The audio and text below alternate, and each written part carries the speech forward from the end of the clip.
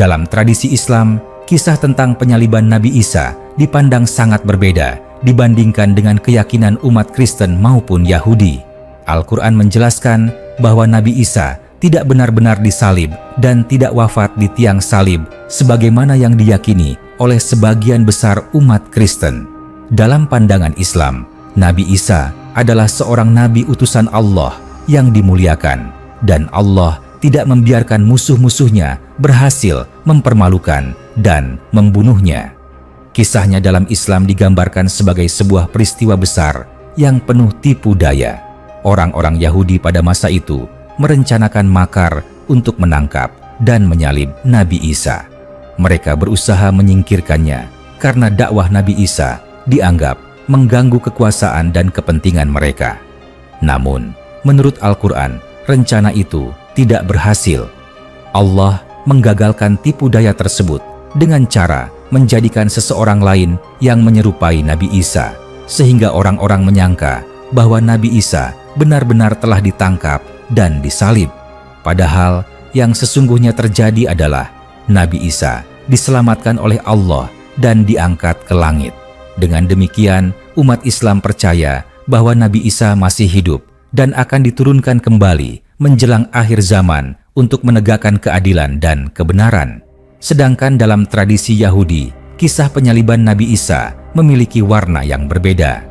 Orang Yahudi pada masa itu tidak mengakui Isa sebagai nabi ataupun Mesias yang dijanjikan. Mereka menuduh bahwa Isa adalah seorang nabi palsu yang menyesatkan umat. Menurut sebagian catatan sejarah Yahudi, peran mereka adalah mendorong otoritas Romawi untuk mengeksekusi Isa dengan cara penyaliban. Bagi mereka, Isa dianggap sebagai ancaman yang harus dilenyapkan, sehingga penyaliban dipandang sebagai bentuk penghukuman terhadap seorang yang dianggap sesat.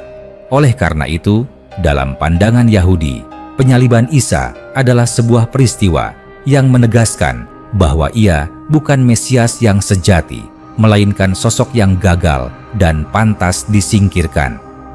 Adapun pertanyaan mengapa Nabi Isa kemudian disembah, jawabannya berkaitan erat dengan perkembangan keyakinan dalam agama Kristen setelah masa pengangkatannya.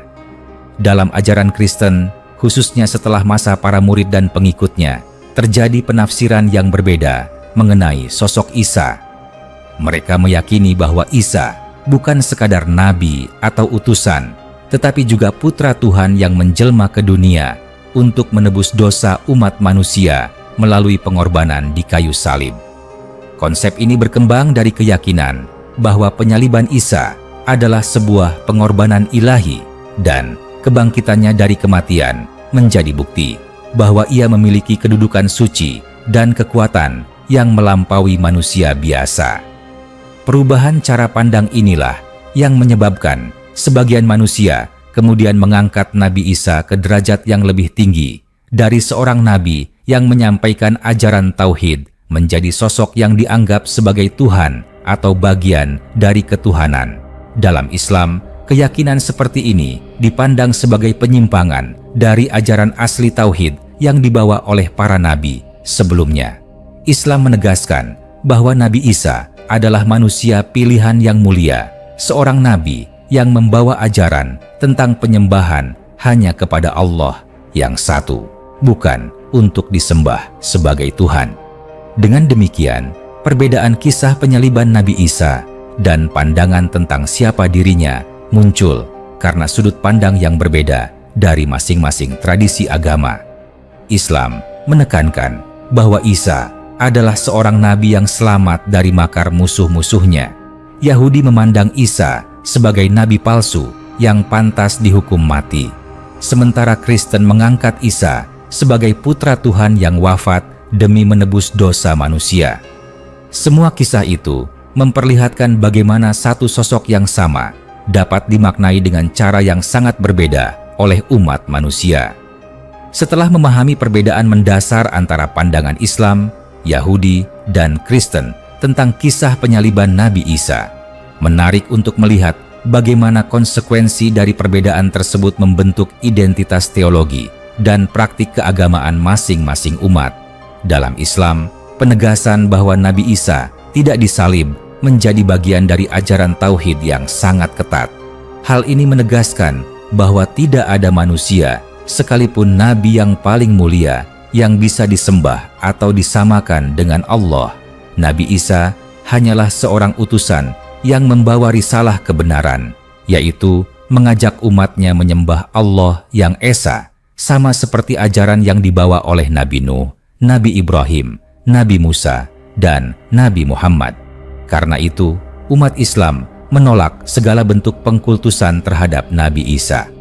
Ketika Al-Quran menyebutkan bahwa Nabi Isa akan kembali pada akhir zaman, yang ditekankan adalah perannya sebagai pembawa keadilan dan penegak kebenaran, bukan sebagai sosok yang memiliki sifat ketuhanan. Dalam tradisi Yahudi, penyaliban Isa dijadikan bukti bahwa ia gagal membuktikan dirinya sebagai Mesias yang dijanjikan dalam kitab mereka. Mereka menunggu kedatangan Mesias yang mampu membebaskan mereka dari penindasan dan mengembalikan kejayaan bangsa Israel.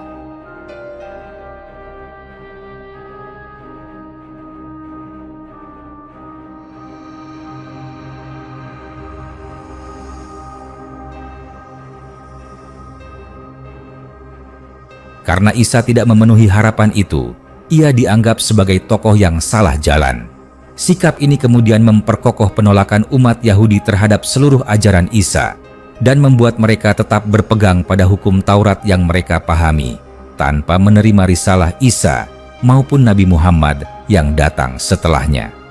Sementara itu, dalam tradisi Kristen, penyaliban Nabi Isa justru menjadi inti dari keimanan.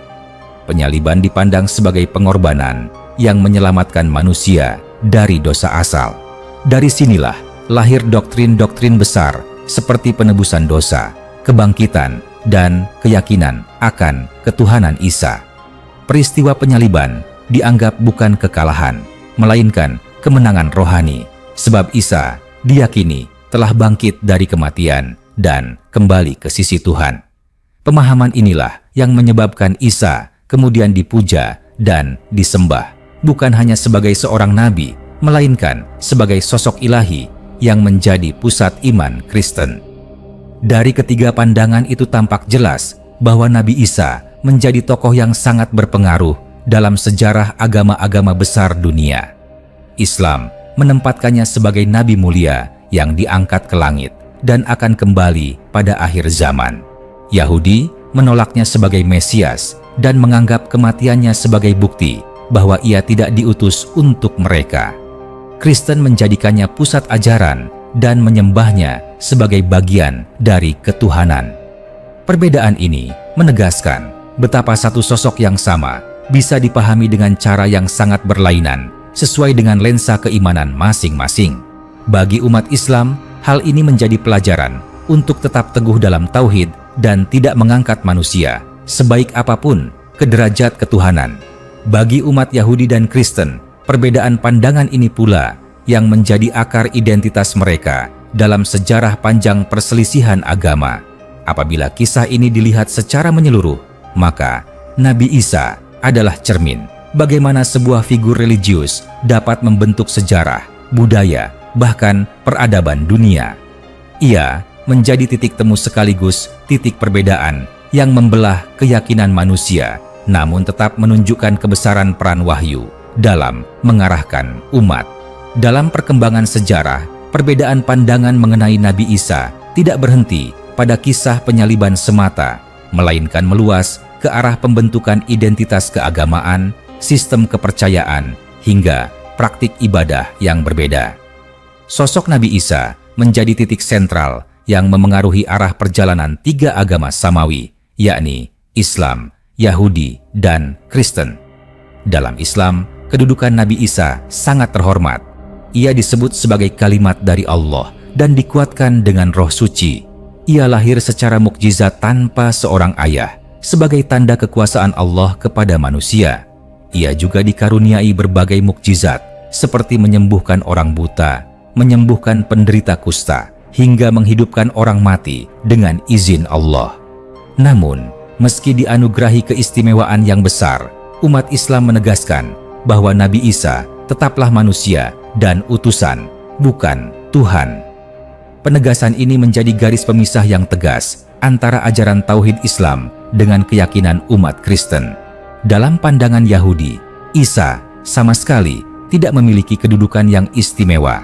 Bahkan, sebagian catatan rabbinik memandangnya sebagai pengacau, seorang guru yang menyimpang dari hukum Taurat dan layak mendapat hukuman.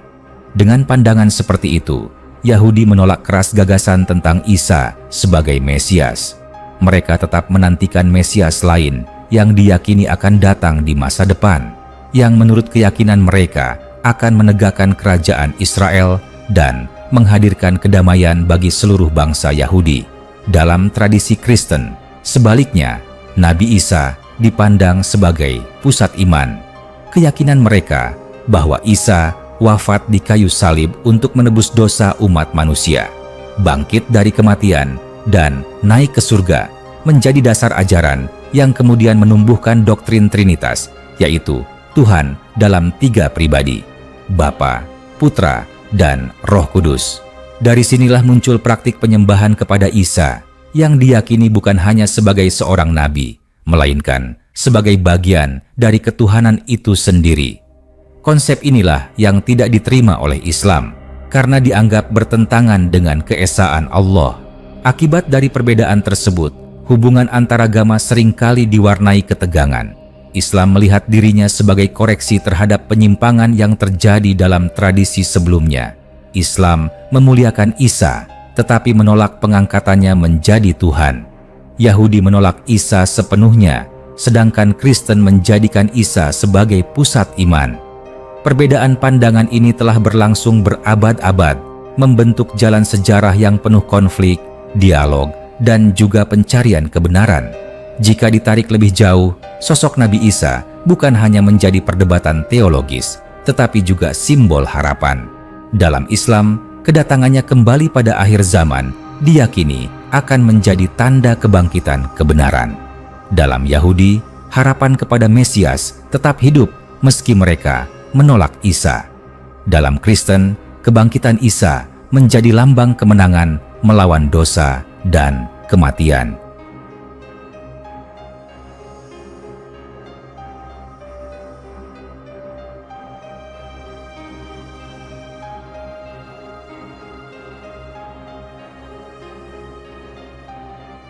Dengan demikian, kisah penyaliban Nabi Isa tidak bisa dipandang hanya sebagai peristiwa sejarah, melainkan sebagai simpul besar yang menghubungkan sekaligus memisahkan keyakinan umat manusia. Kisah ini adalah titik di mana iman, harapan, dan penafsiran berjumpa, namun menghasilkan jalan yang berbeda. Nabi Isa menjadi sosok yang terus hidup dalam kesadaran spiritual umat manusia, dikenang dengan cara yang berbeda-beda, namun tetap diakui sebagai tokoh besar yang membawa pesan ketuhanan. Ketika kisah Nabi Isa ditelusuri lebih jauh, jelas terlihat bahwa perbedaan tafsir terhadap dirinya bukan sekadar menyangkut persoalan sejarah, tetapi juga menyangkut makna terdalam tentang siapa Tuhan, bagaimana manusia seharusnya beribadah, dan kemana arah kehidupan rohani umat manusia.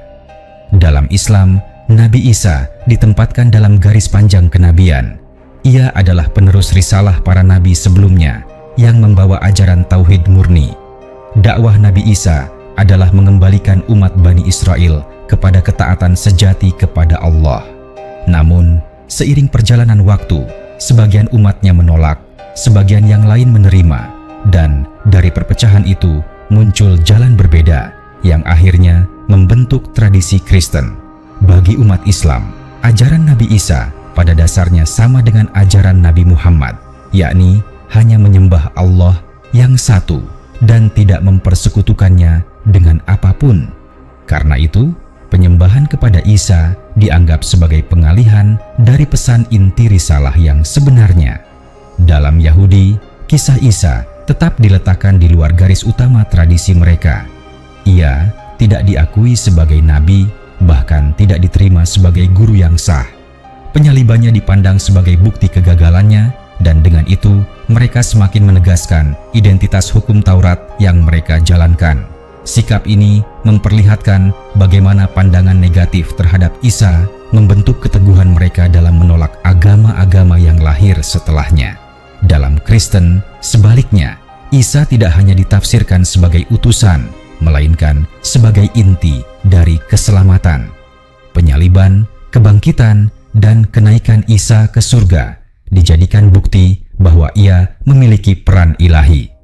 Dari sinilah berkembang tradisi sakramen, doa dalam nama Isa, serta pengakuan bahwa keselamatan hanya bisa dicapai melalui iman kepadanya. Penyembahan kepada Isa kemudian dipandang wajar karena dianggap menyembah Tuhan yang menjelma dalam rupa manusia.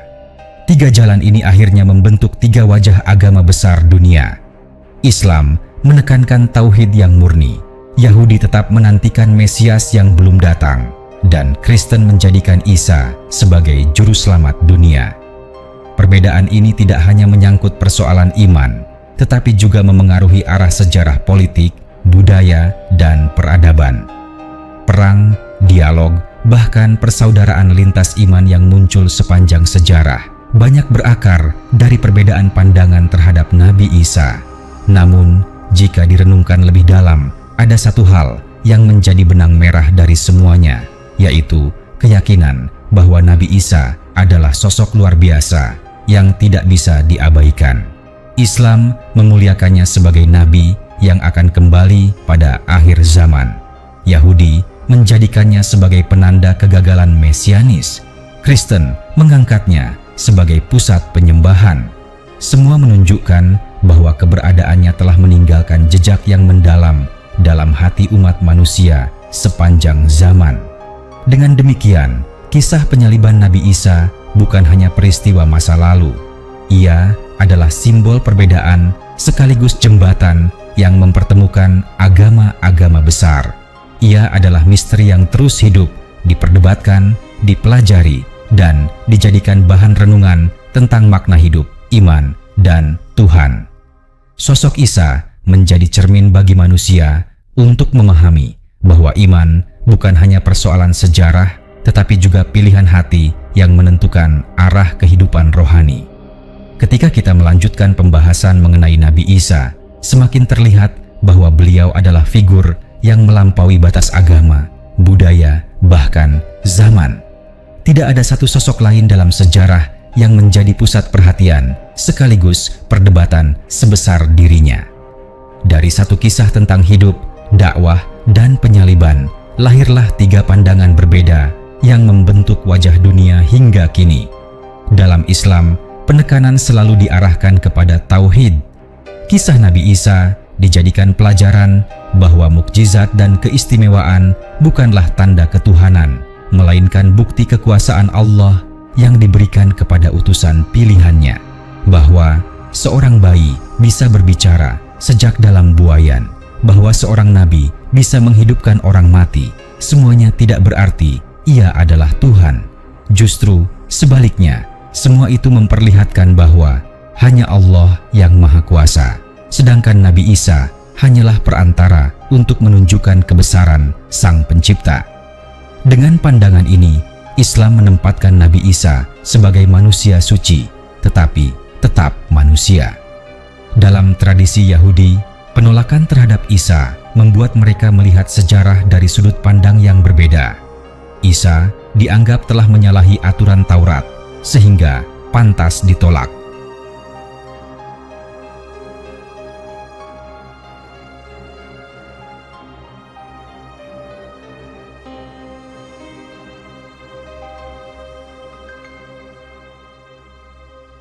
Dari perspektif ini, penyaliban dipandang bukan sebagai kegagalan manusia membunuh seorang nabi, melainkan sebagai penghakiman terhadap seseorang yang tidak memenuhi tanda-tanda Mesias. Hal ini membuat Yahudi terus hidup dalam kerinduan terhadap Mesias yang belum datang, dan sampai hari ini, keyakinan itu tetap menjadi bagian dari iman mereka. Sementara, dalam Kristen, penyaliban Nabi Isa tidak hanya dilihat sebagai peristiwa penderitaan, melainkan puncak dari misi penyelamatan. Kematian Isa disalib dipahami sebagai pengorbanan terbesar demi manusia. keyakinan bahwa ia bangkit pada hari ketiga memperkuat anggapan bahwa ia tidak sama dengan manusia biasa. Dari sini, pengajaran para rasul berkembang menjadi doktrin yang kemudian menjadi fondasi gereja, bahwa Isa adalah juru selamat dan layak disembah. Jika kita menghubungkan tiga pandangan ini, jelas bahwa sosok Nabi Isa adalah titik temu sekaligus titik perbedaan. Ia mempertemukan karena semua agama samawi mengakui keberadaannya, tetapi ia memisahkan karena penafsiran tentang siapa dirinya tidak pernah sama. Disinilah letak keistimewaan Nabi Isa dalam sejarah. Ia menjadi cermin bagaimana iman dapat membentuk pemahaman yang sangat berbeda terhadap satu peristiwa yang sama. Dalam perspektif yang lebih luas, kisah Nabi Isa mengajarkan manusia bahwa kebenaran ilahi seringkali dipahami sesuai dengan kesiapan hati dan pikiran umatnya. Sebagian mengangkatnya ke derajat ketuhanan, sebagian menolaknya, dan sebagian lainnya menempatkannya di posisi nabi mulia. Perbedaan ini mencerminkan betapa kompleksnya hubungan antara wahyu, sejarah, dan tafsir manusia. Bagi umat Islam, pelajaran terbesar dari kisah ini adalah menjaga kemurnian tauhid. Nabi Isa menjadi bukti bahwa sebesar apapun mukjizat yang dimiliki seorang nabi, ia tetaplah hamba Allah yang taat. Bagi Yahudi, penolakan terhadap Isa memperlihatkan kerasnya sikap mereka dalam mempertahankan tradisi. Bagi Kristen, pengorbanan Isa disalib menjadi dasar seluruh ajaran mereka tentang kasih, pengampunan, dan keselamatan. Akhirnya, kisah penyaliban Nabi Isa adalah salah satu kisah paling penting dalam sejarah agama. Ia membentuk identitas, peradaban, dan cara pandang manusia terhadap Tuhan. Dari satu sosok yang sama, lahirlah perbedaan besar yang terus hidup hingga hari ini, menjadi sumber dialog, perdebatan, dan pencarian kebenaran tanpa akhir. Jika kisah Nabi Isa terus dilanjutkan dalam benang sejarah, maka kita akan sampai pada makna yang jauh lebih luas daripada sekadar perbedaan tafsir tentang penyalibannya. Sosok Nabi Isa tidak hanya hidup dalam teks suci, tetapi juga dalam kesadaran kolektif umat manusia. Ia menjadi figur yang memengaruhi jalan politik, filsafat, seni, bahkan kebudayaan dunia. Dalam Islam, keyakinan bahwa Nabi Isa belum wafat, melainkan diangkat ke sisi Allah, menghadirkan harapan eskatologis yang besar. Umat Islam percaya bahwa Nabi Isa akan turun kembali menjelang akhir zaman. Kedatangannya bukan untuk membawa agama baru, melainkan untuk menegakkan kebenaran yang sejati, meluruskan kekeliruan, dan menjadi saksi atas keesaan Allah. Ia akan membenarkan ajaran Nabi Muhammad, menghancurkan fitnah yang menyesatkan, serta menghadirkan masa keadilan yang lama dinanti. Pandangan ini memperlihatkan betapa besar penghormatan Islam terhadap Nabi Isa, namun tanpa mengangkatnya ke derajat ketuhanan. Dalam Yahudi, sosok Isa hampir tidak lagi dibicarakan secara positif. Penolakan mereka terhadap Isa membuatnya tersingkir dari arus utama teologi Yahudi. Namun, justru karena penolakan itulah keberadaan Isa menjadi semakin penting dalam sejarah. Ia menjadi penanda bagi munculnya persimpangan jalan. Mereka yang menolak tetap bertahan dalam tradisi Yahudi, sementara mereka yang menerima membentuk dasar bagi lahirnya komunitas Kristen awal. Maka, meskipun Yahudi menolak Isa, sejarah mereka tidak bisa dilepaskan dari pengaruhnya. Dalam Kristen, sosok Isa menjadi titik pusat kehidupan rohani. Seluruh doktrin, liturgi, dan perayaan berpusat pada kehidupannya, wafatnya, kebangkitannya, dan pengangkatannya ke surga. Dari gereja awal yang sederhana hingga bangunan-bangunan megah yang menjulang di seluruh dunia, dari musik dan seni lukis hingga filsafat teologi, semua lahir dari pengagungan terhadap Isa. Penyembahan kepada Isa sebagai Tuhan telah membentuk kebudayaan besar yang meluas ke berbagai benua, memengaruhi peradaban Barat dan bahkan dunia secara keseluruhan. Jika diperhatikan, ketiga pandangan ini seperti tiga jalur yang keluar dari satu titik. Titik itu adalah Nabi Isa sendiri, seorang manusia mulia yang menyampaikan risalah ketuhanan. Jalur pertama menolak, jalur kedua mengangkat ke ketuhanan, dan jalur ketiga menegaskan ia adalah nabi sekaligus hamba Allah. Semua jalur itu menunjukkan betapa kuatnya pengaruh Nabi Isa hingga ia tidak bisa diabaikan oleh siapapun. Lebih dari sekadar perbedaan, kisah Nabi Isa memberi pelajaran bahwa manusia selalu mencari kebenaran dengan cara yang berbeda.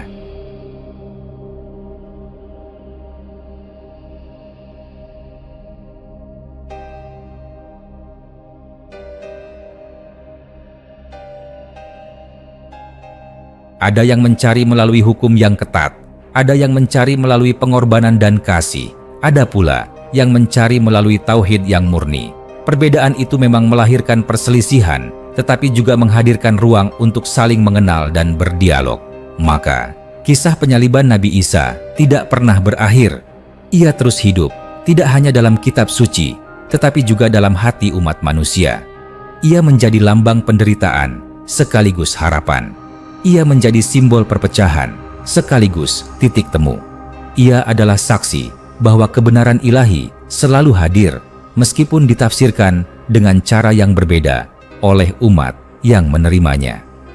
Jika kita terus melanjutkan kisah Nabi Isa dalam lintasan sejarah dan teologi, maka jelas bahwa beliau tidak hanya meninggalkan warisan dalam bentuk ajaran, tetapi juga meninggalkan warisan berupa pengaruh besar yang melintasi batas agama dan peradaban. Tidak ada figur lain yang diperdebatkan sedemikian panjang, dikagumi sekaligus ditolak, dijadikan nabi, Mesias, bahkan Tuhan selain beliau. Dalam Islam, Nabi Isa ditempatkan pada posisi yang unik. Ia lahir tanpa ayah, sebagai mukjizat yang menegaskan kekuasaan Allah. Ia berbicara sejak bayi, menjadi tanda bagi umatnya. Ia diberi kitab Injil sebagai petunjuk dan cahaya. Ia menghadapi penolakan keras, tetapi tetap berdakwah dengan penuh kesabaran. Ketika makar dilakukan untuk membinasakannya, Allah menunjukkan kuasanya dengan menyelamatkannya dari penyaliban. Keyakinan bahwa Nabi Isa akan turun kembali di akhir zaman memberikan gambaran bahwa peran beliau belum selesai. Ia akan menjadi saksi, akan meluruskan kekeliruan, dan akan menunjukkan bahwa semua nabi membawa risalah yang sama, menyembah Allah yang Esa. Dalam Yahudi, penolakan terhadap Isa telah menjadi bagian dari identitas mereka. Dengan menolak Isa sebagai Mesias, mereka tetap menantikan sosok Mesias yang berbeda, yang menurut keyakinan mereka akan datang untuk menegakkan hukum Taurat dan membangun kembali kejayaan Israel. Dalam pandangan mereka, penyaliban Isa bukanlah tragedi yang harus disesali, melainkan sebuah konsekuensi bagi seorang tokoh yang dianggap menyesatkan. Namun ironisnya, penolakan itu justru menjadikan Isa titik sejarah yang memisahkan antara jalan Yahudi dan jalan Kristen, dan secara tidak langsung juga membuka jalan bagi lahirnya Islam yang datang kemudian. Dalam Kristen, Isa menjadi pusat kehidupan spiritual. Penyaliban dipandang bukan sebagai kegagalan, tetapi sebagai puncak pengorbanan. Kebangkitan dipahami sebagai kemenangan atas dosa dan kematian. Dari keyakinan ini, lahirlah konsep keselamatan melalui iman kepada Isa.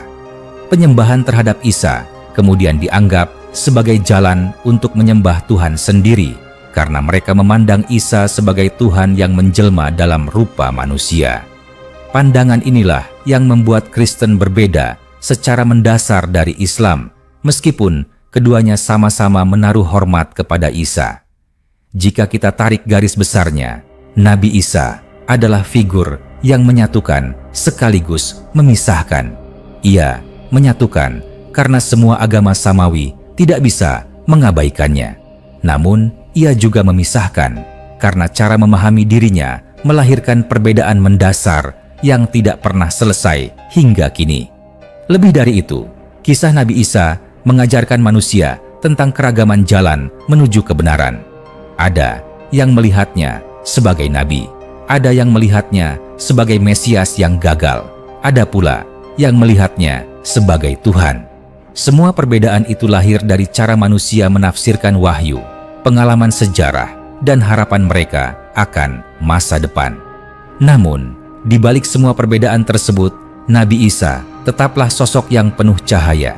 Ia adalah lambang pengorbanan, lambang kasih, lambang kesabaran, sekaligus lambang kebenaran yang tak pernah padam. Ia mengajarkan bahwa iman bukan hanya tentang doktrin, tetapi juga tentang ketulusan hati untuk mendekat kepada Tuhan. Dengan demikian, kisah Nabi Isa tidak pernah berhenti pada penyaliban. Ia adalah kisah yang terus hidup, yang akan selalu dibicarakan, direnungkan, diperdebatkan, bahkan dijadikan sumber inspirasi sepanjang masa. Jika kisah Nabi Isa kembali kita lanjutkan, maka kita akan sampai pada pemahaman bahwa beliau adalah sosok yang menembus ruang dan waktu. Bukan hanya seorang nabi yang hidup di masa lampau, melainkan juga simbol spiritual yang terus hadir dalam ingatan, doa, dan perdebatan manusia hingga kini. Dalam Islam, penegasan bahwa Nabi Isa akan turun kembali pada akhir zaman memberikan nuansa yang sangat kuat. Kedatangannya nanti diyakini akan menghapus segala keraguan. Ia akan mematahkan salib sebagai simbol penolakan terhadap klaim ketuhanannya. Ia akan membunuh Dajjal yang menebar fitnah, dan ia akan menegakkan hukum Allah di bumi. Dengan demikian, perannya bukan hanya sebagai nabi masa lalu, tetapi juga sebagai tokoh kunci di masa depan. Umat Islam melihat hal ini sebagai tanda bahwa misi Nabi Isa sejatinya belum selesai, dan Allah masih menyiapkan beliau untuk menjadi saksi kebenaran terakhir sebelum hari kiamat.